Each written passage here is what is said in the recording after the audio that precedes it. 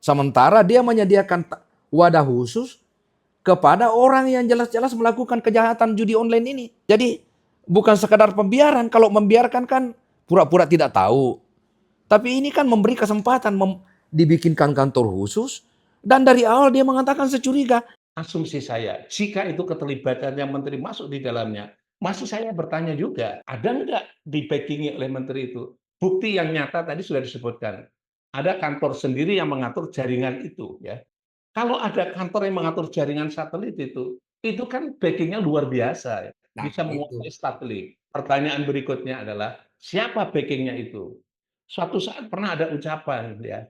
Ucapan mengatakan itu inisialnya T, itu orang yang tidak bisa disentuh hukum. Ya, kalau itu bisa dijamah hukum, tinggal di teknik investigasi aja kan itu siapa yang terlibat.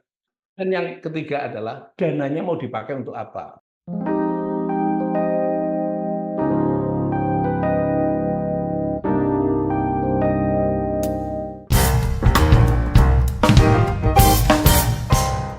Berapa banyak gini, yang Anda berantas berapa banyak, yang Anda simpan berapa banyak, itu kan Pak? Nah, itu kan framing. Itu framing. Framing. Nah, tapi masa Bapak sebagai seorang menteri nggak tahu kalau ada instansi lagi di sampingnya yang punya ruko dengan alat-alat itu, orangnya Bapak yang pilih. Kalau saya tanya balik, apakah Bapak sebagai menteri tidak mau disalahkan?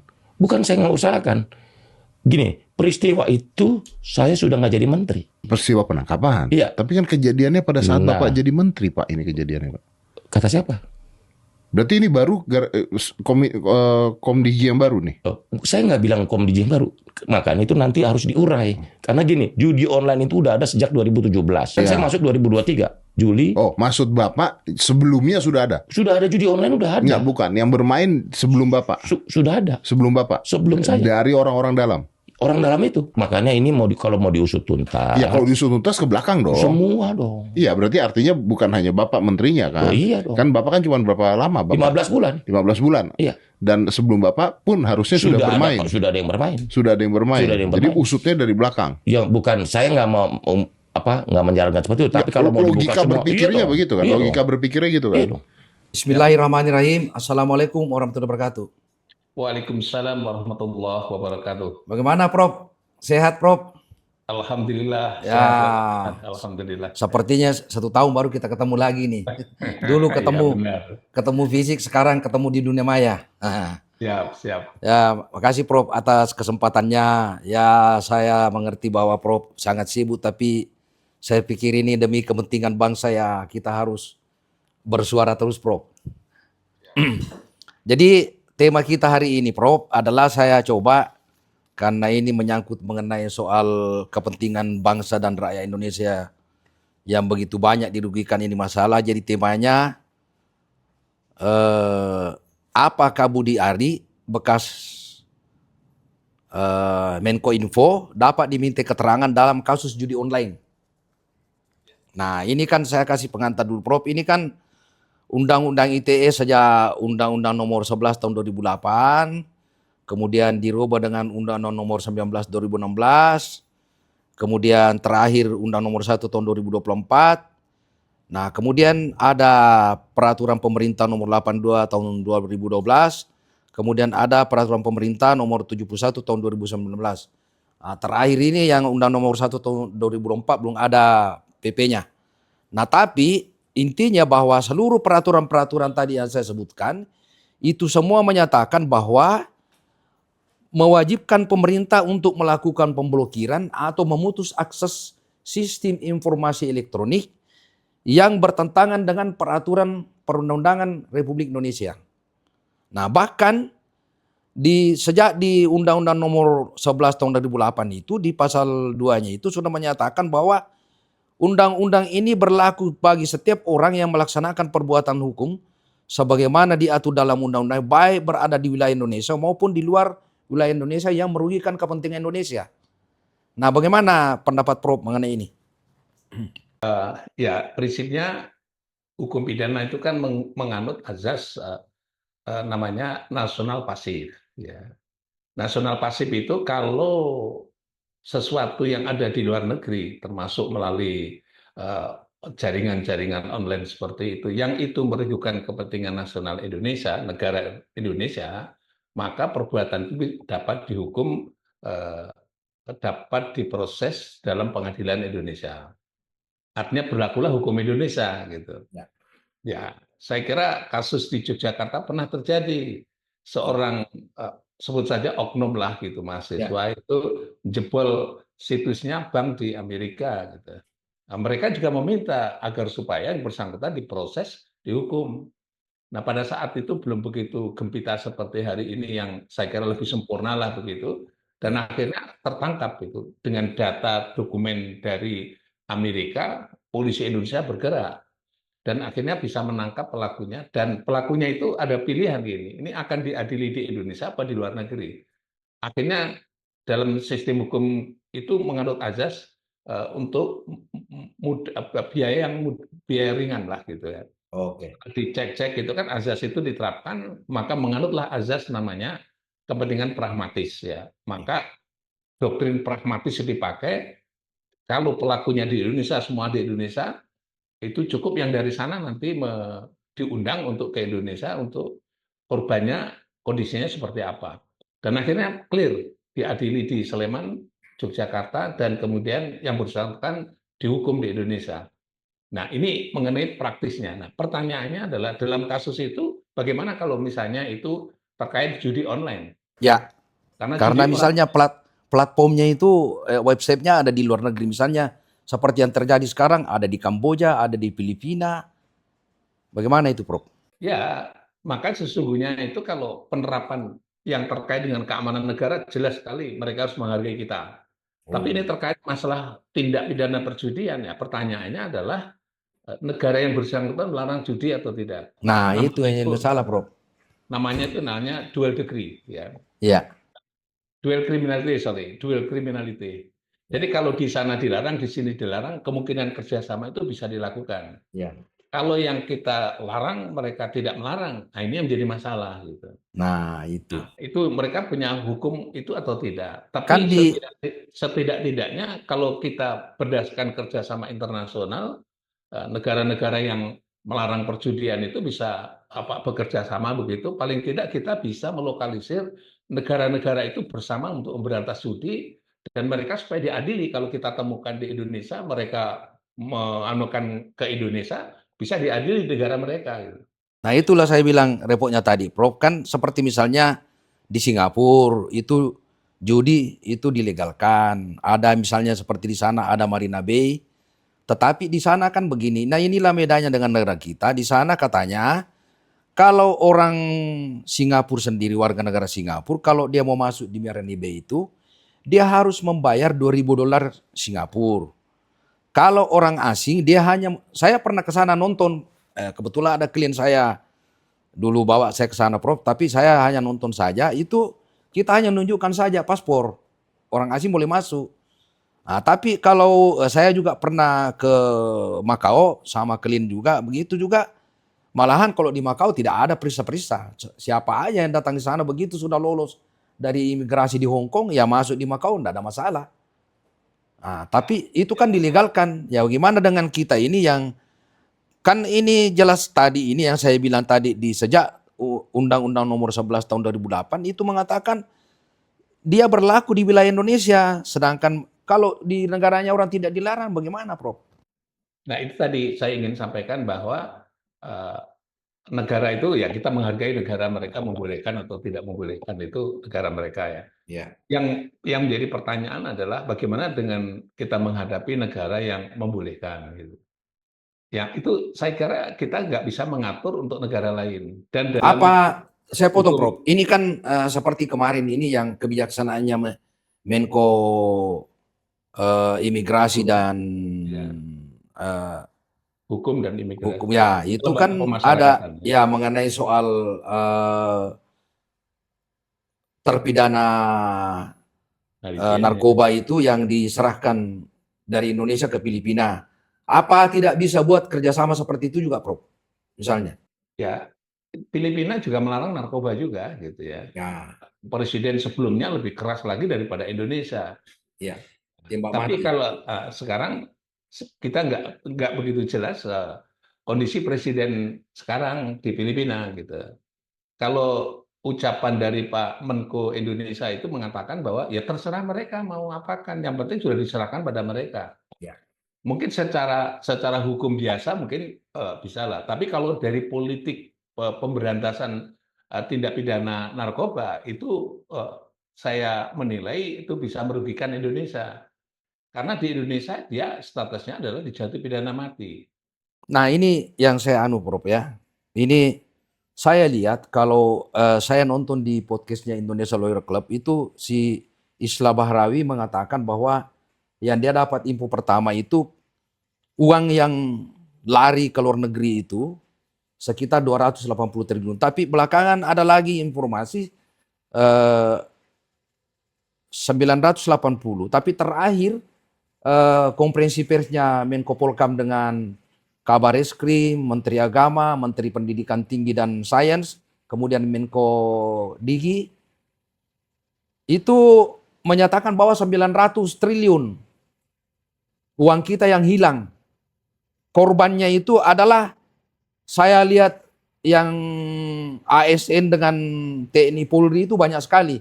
Kemudian yang konkret seperti misalnya mahasiswa dan murid-murid ke bawah itu katanya 800 ribu.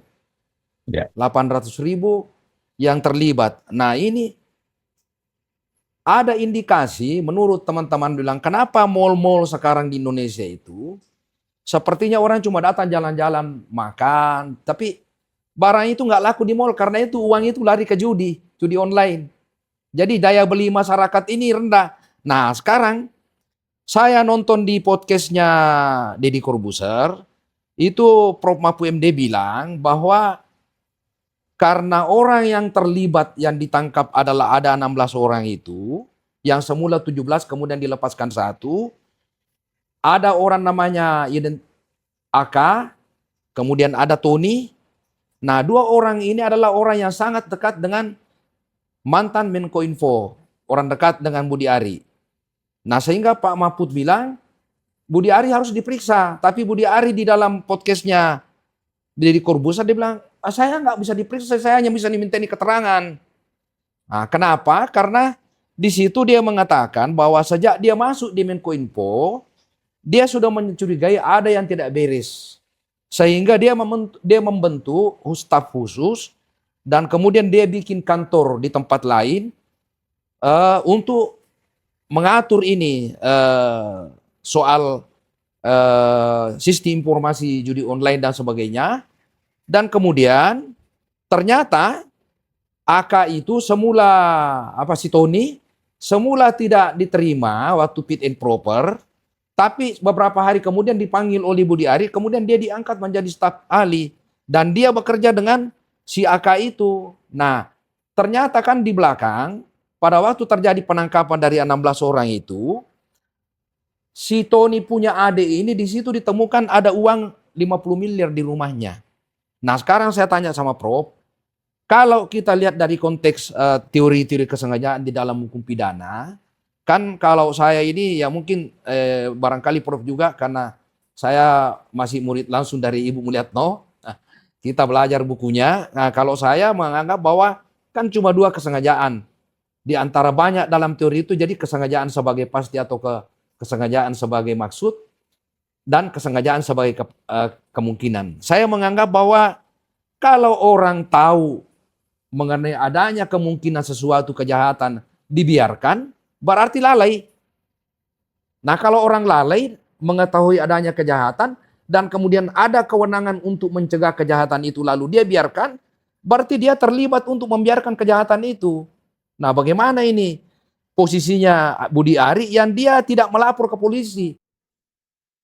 Baik, saya ingin jelaskan begini ya. Kalau kita lihat kan Budi Ari itu kan periode kepemimpinannya kan terbatas ya. Ya. Ya, terbatas artinya waktunya singkat. 15 bulan katanya, Prof. Ya, waktunya singkat ya. Itu berarti kalau 15 bulan itu cuma 1 tahun lebih dikit ya. Ya. Menjadi pertanyaan adalah begitu 15 bulan itu langsung terjadi perjudian yang luar biasa. Ya. Dan setelah terjadi luar biasa pergantian presiden, pergantian menteri, oleh menteri yang baru itu diganti namanya Komdiki dan ternyata bisa membuka masalah perjudian di Kominfo. Nah, ini sebenarnya bisa ditanya aja secara hukum bagaimana keterlibatan menteri sebelumnya sehingga dia dalam waktu singkat judi bisa mewabah se-Indonesia. Nah, itulah saya kira dari perspektif hukum adalah harus diperiksa karena minta maaf ya, dari sumber masalah judi online itu pusat sentralnya itu ada di Kominfo. Karena Kominfo bertanggung jawab untuk menguasai jaringan online-nya itu. Ya. Ibaratnya adalah kalau itu imigrasi yang melepaskan banyak orang, itu Kementerian Hukum dan HAM yang harus bertanggung jawab untuk hari ini kan gitu. Jadi kalau itu pejabatnya dari staf ahli presiden sampai pada bagian-bagian pejabat di Kominfo sampai sebelumnya, bukankah ini namanya kejahatan yang sistematik dalam Kementerian Kominfo? Nah, kalau kejahatan sistematik Kominfo itu, apakah menteri terlibat atau tidak? Sulit untuk dikatakan menteri sama sekali tidak terlibat. Itu sulit. Ya. Ya. Tapi kalau kita akan mengatakan menteri terlibat langsung, itu ya nggak mungkin. Selevel menteri ecek-ecek membuka laptop dan sebagainya kan nggak mungkin. Ya, Nah, betul. level menteri itu namanya pengambil kebijakan, Ya. keputusan atau kebijakan. Nah, kalau tadi sudah dikatakan bahwa kalau sudah level sekian itu apakah dia tahu atau tidak tahu? Sulit untuk mengatakan bahwa oh dia tidak tahu sama sekali. Itu agak sulit juga. Gitu. Ya makanya saya begini Prof, kan dia bilang begini Prof, sejak awal dia sudah curiga katanya. Sejak awal dia sudah curiga sehingga dia menunjuk orang yang dia percaya, tapi ternyata kan orang yang dia percaya lebih parah daripada orang yang diganti. Nah, kalau lihatnya dari sistem penegakan hukum, maka pertanyaan saya seperti yang pernah saya sampaikan kepada publik itu, pertanyaan hukum, penyidik itu berani memeriksa Budi Ari atau tidak? Ya, Itu. itu intinya. Mau kata-kata mintai keterangan, memeriksa, bahkan jika perlu bisa mentersangkakan yang bersangkutan atau tidak. Ya. Ini fair dalam konteks ini. Jadi saya hanya menunggu sekarang. Satu adalah penyidik yang sekarang ditugasi untuk namanya dalam bahasa hukumnya dengan teamwork untuk memberantas judi online itu berani nggak itu memeriksa yang bersangkutan? Memeriksa dulu ya. Karena kita duga bahwa yang terperiksa yang sebelumnya ada sekitar 16 tadi itu pasti akan ada linknya. Tadi kalau benar disebutkan itu ada linknya kepada menteri. Nah ini menjadi tanda tanya besar. Terlibat atau tidak? Kita nggak bisa prasangka buruk lebih dahulu, kita prasangka baik. Dia tidak terlibat. Maka harus bersedia untuk diperiksa terkait dengan tindak pidana yang melindungi perjudian online itu di Kementerian Kominfo pada saat dia menjadi menteri. Gitu. Nah yang hebatnya gini Prof, ini kan kantornya tidak satu kantor dengan Menkominfo. Dia disimpan di Bekasi sana. Katanya menurut istilah itu polisi bilang bahwa itu katanya disebut sebagai kantor satelit. Dan tidak bisa semua orang yang bisa masuk sana cuma menteri dengan orang-orangnya menteri. Nggak bisa yang lain, dirjen pun nggak bisa masuk katanya. Bahkan menurut Profesor Hendy Subiakto bilang katanya dia sendiri waktu dia staf ahli menteri nggak bisa masuk di ruangan itu katanya. Padahal dia staf ahli menteri, dia nggak bisa masuk. Jadi hanya orang tertentu. Jadi sebenarnya ini barang, maksud saya gini Prof. Kan tadi kalau kita hubungkan dengan soal kesengajaan sebagai kemungkinan, jadi di dalam pikirannya itu kan dia tahu bahwa ada ini kejahatan yang terjadi. Kenapa dia mengatakan pada waktu ditanya oleh Deddy Corbuzier, dia bilang, kenapa Bapak enggak lapor di polisi? Bilang, ya belum waktunya nanti aja. Tapi kan sekarang sudah ditangkap polisi temannya dia dan ada bukti bahwa yang namanya adiknya Tony itu menyimpan uang 50 miliar. Terus dia bilang nanti pada saatnya dibongkar. Nah sekarang anak buah yang dekat sama dia dan dia bilang dari pertama dia curiga ada masalah. Sehingga dia mengambil kebijakan katanya setiap 3 bulan ini orang diputar. Berarti kan sangat tahu, bukan sekadar curiga. Kenapa dia lakukan perputaran job setiap 3 bulan? Karena dia sudah tahu itu barang. Tapi dia nggak lapor di polisi. Nah sekarang pertanyaan saya kepada Prof, kalau orang punya kewenangan untuk mencegah kejahatan, kemudian dia tidak mencegah kejahatan itu dan dia tidak lapor kepada polisi, gimana itu, Prof? Ya, seperti yang saya kemukakan tadi, kalau level menteri itu pertanggungjawabannya dengan kebijakan yang diambil atau kepemimpinan yang diambil dalam konteks kementerian.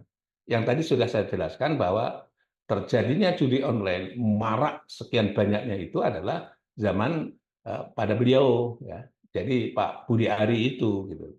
Nah, saya ingin sampaikan kalau kali perspektif hukum pidana, periksa aja dulu keterlibatannya. Apakah hanya sekedar dia membiarkan, atau sekedar dia mengatur, atau dia memang bagian daripada skenario semuanya itu. Ya anggaplah gini, Prof ya, anggaplah kita berbaik sangka lah bahwa dia tidak terlibat, dalam arti kata dia tidak mendapatkan keuntungan secara pribadi. Tapi kan dia bilang dia tahu bahwa ada yang tidak beres di situ. Ya itu tadi, pertanggungjawabannya sampai di situ. Nanti Nah, kalau sudah diperiksa semua ini sekarang ini, makanya saya juga sebagai pengamat hukum pidana juga menunggu. Ini berhenti sampai orang-orang itu saja, tertinggi adalah staf ahli dan turun sampai pejabat-pejabat itu saja ada 16 itu. Mestinya 16 itu kan ada punya anak dua gitu aja kan sudah berapa dia di kantor punya anak buah dua aja sudah 16 kali dua kan itu. Itu berapa? Masa itu menteri nggak tahu.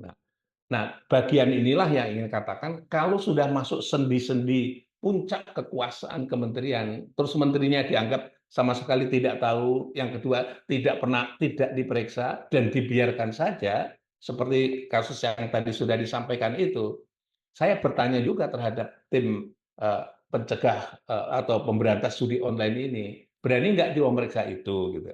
Jadi kalau diperiksa nanti akan muncul di situ keterlibatannya sampai di mana. Asumsi saya, jika itu keterlibatannya menteri masuk di dalamnya, masih saya bertanya juga sebagai analisis kejahatan. Karena judi online itu judi yang paling menguntungkan, yang itu paling menguntungkan mudah untuk cari duit. Satu yang pertama adalah, ada enggak orang yang membackingi menteri itu?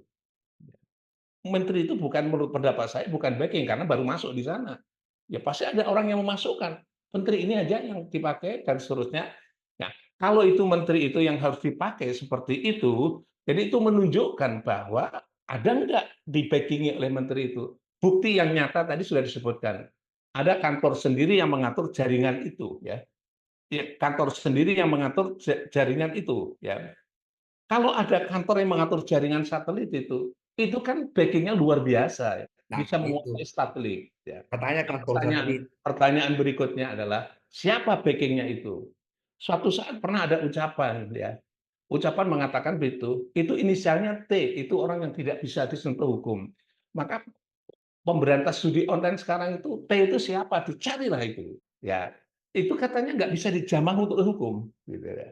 Sekarang Maka sudah ditangkap, Prof. ya, makanya kalau itu bisa dijamah hukum, tinggal di teknik investigasi aja kan itu siapa yang terlibat. Dan yang ketiga adalah dananya mau dipakai untuk apa.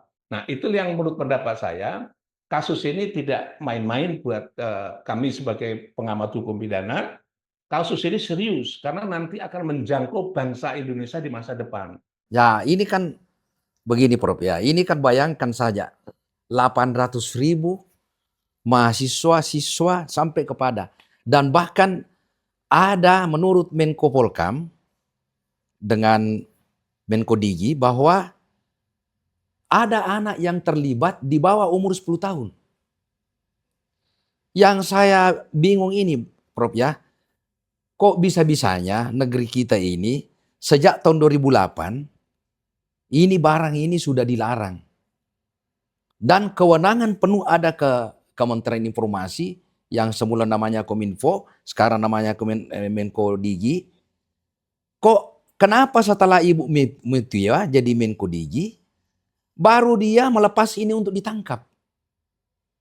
Kenapa waktu Budi Ari tidak ditangkap? Kenapa ketika Pak Prabowo jadi presiden dan kemudian Menko Digi adalah Ibu Mutia, terus ini orang ditangkap? Kenapa ketika Budi Ari Menko Info, kenapa tidak ditangkap gitu loh? Dan apakah ada hubungan antara aparat penegak hukum? Karena begini, pernah Budi Ari, saya mendengar juga di Indonesia Lawyer, itu dia menyatakan katanya bahwa kenapa saya ditanya, kan itu Kapolri sudah tahu bahwa ada 5 bandar besar itu, kenapa dia tidak tangkap? Dia lempar handuk kepada Kapolri. Berarti kan ketika dia mengatakan bahwa Kapolri sudah tahu, tapi Kapolri kan membantah pada waktu di Komisi 3, Kapolri malah terang-terangan bahwa kalau saya terlibat, saya berani mundur sebagai Kapolri. Nah, sementara dia ketika ditanya sama Deddy Corbuzier, apakah Bapak mau mengundurkan diri atau mau dipenjara? Dia bilang, saya tidak mau dipenjara, itu kan harus diputuskan dulu hukum baru saya dipenjara. Baik, ya ini saya kira itu menjadi menarik ya. Bedanya rakyat biasa dengan pejabat di situ. Pejabat itu seharusnya kalau ada info yang kuat keterlibatan dia, tidak harus nunggu dia ditangkap, ditahan, dan diadili. Pejabat mundur dulu, baru akan diproses begitu. Ini bedanya. Jadi kalau pejabat itu diduga terlibat begitu, ya dia keterlibatan itu sahih begitu ya, dengan bukti-bukti awal yang cukup, ya mestinya dia mundur. Ya, bukan tolong buktikan nanti sampai di pengadilan, bukan begitu. Itu namanya pejabat publik itu nggak boleh seperti itu gitu ya. Jadi kalau dia merasa dia berbuat sesuatu begitu, begitu publik sudah menanyakan tentang publik sudah bukti-bukti publik itu sudah kuat begitu ya, dia mundur mestinya, bukan menunggu dia dihukum dulu baru kemudian mundur. Oh, nggak bisa gitu. Itulah yang namanya ini. Nah, saya akan balik lagi pokok masalah pemberantasan judi online. Ya. Nah, ketika judi online itu kalau saya tahapan yang pertama itu masanya Jenderal Polisi pada saat itu Kapolrinya. Pak Kapolri pada saat itu saya agak lupa namanya nanti akan muncul gitu.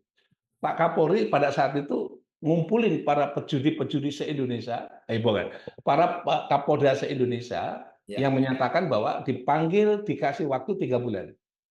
Anda saya panggil di sini, tolong berantas judi di daerahmu selama 3 bulan. Kalau 3 bulan Anda masih ada judi di wilayahmu, kami akan copot. Berarti Anda tidak bisa melaksanakan perintah untuk memberantas judi.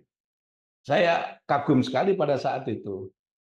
Dan benar juga akhirnya 3 bulan itu senyap judi se-Indonesia. Kapoldanya senyap. Keberhasilan Pak Kapolri pada saat itu apa? Yang setelah saya kaji, satu yang titik tegas dari Kapolri adalah Kapolrinya bersih dari judi.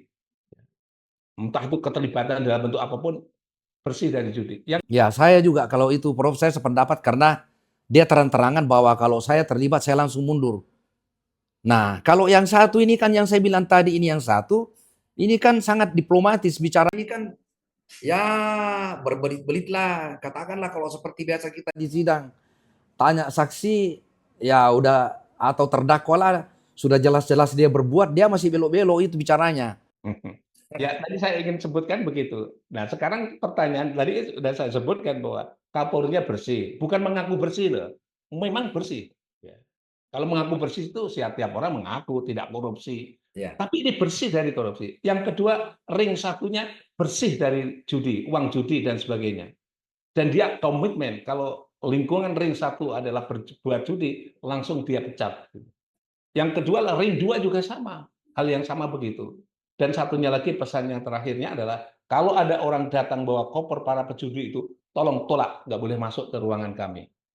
Nah kan sekarang pertanyaannya, tim judi online, pemberantas judi online itu berani nggak bersumpah seperti itu? Nah, itu Prof. Jadi saya kan bilang begini, kan kalau kita bandingkan tadi yang Prof bilang ini, kalau Kapolri kan jelas-jelas bahwa dia ring satunya dia sendiri mengatakan bahwa saya langsung mundur kalau saya ada bukti bahwa saya terlibat. Tapi kawan kita yang satu ini, saya maunya begini Prof. Kan itu aja kalimat Prof Mahfud yang mengatakan bahwa harus diperiksa, kok dia mengelak dari situ? Kan antara diminta keterangan dengan diperiksa itu kan sama aja. Apa bedanya antara kalau sudah aparat hukum memeriksa orang dengan diminta keterangan, ya diminta keterangan ya diperiksa juga. Maksud saya gini Prof, seharusnya kan dia memberi contoh seperti Kapolri bahwa ini loh saya, kalau dia berani dia datang tanpa panggilan polisi pun dia datang bahwa ini begini masalahnya. Kenapa dia nggak berani? Sementara dia menyediakan wadah khusus kepada orang yang jelas-jelas melakukan kejahatan judi online ini. Dia berikan, jadi kalau ini kan memberi kesempatan orang untuk melakukan kejahatan. Jadi bukan sekadar pembiaran. Kalau membiarkan kan pura-pura tidak tahu. Tapi ini kan memberi kesempatan, dibikinkan kantor khusus. Dan dari awal dia mengatakan securiga. Dan kemudian dia bikin road dengan putaran itu bahwa orang ini setiap 3 bulan diputar dia punya job. Ya kenapa nggak dilapor aja ini orang supaya berhenti pada waktu jabatannya. Kan buktinya bahwa setelah dia berhenti dari jabatan itu dia dimutasi Menteri Koperasi. Artinya begini Prof, ya tentu saya ada sama dengan Prof, kita tidak menuduh orang. Tapi ini kan konteks kita ini kajian akademik. Bahwa saya tetap mengatakan bahwa kalau dari konteks pembiaran ini saya menganggap bahwa membiarkan kejahatan itu yang ada kewenangan untuk mengendalikan dan memberhentikan kemudian dibiarkan, saya menganggap itu dolus inventoris. Ya. Saya menganggap itu kesengajaan sebagai kemungkinan. Nah inilah yang saya maksud Prof. Saya butuh kesimpulan bahwa kita minta Polri untuk segera periksa ini orang. Iya, saya kira itu yang paling inti pokoknya saya sampaikan tadi bahwa oke lah dia mau berputar-putar, mau kanan, mau kiri, ke atas, ke bawah, monggo aja silakan. Penyidik yang tadi saya sebutkan adalah tim berantas judi online itulah yang harus bekerja.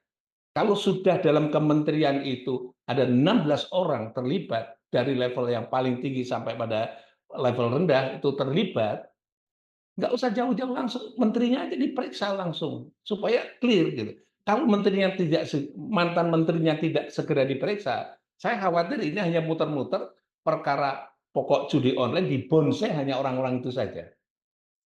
Saya kira cukup itu Prof ya. Karena kita punya durasi ini saya kira kesimpulan kita saya sependapat dengan Prof bahwa tidak ada jalan lain selain bekas menteri ini harus diperiksa dulu. Karena apalagi ini sekarang kan diambil alih oleh Menko Polhukam. Nah berarti kan Menko Polhukam juga kalau dia biarin ini orang satu nanti dia di kita juga ada apa-apa. Saya kira itu Prof ya. Oke Prof, terima kasih banyak Prof ya. Nanti untuk lain berikutnya kita wawancara lagi Prof. Makasih. Salam sehat Prof. Assalamualaikum warahmatullahi wabarakatuh. Waalaikumsalam warahmatullahi wabarakatuh.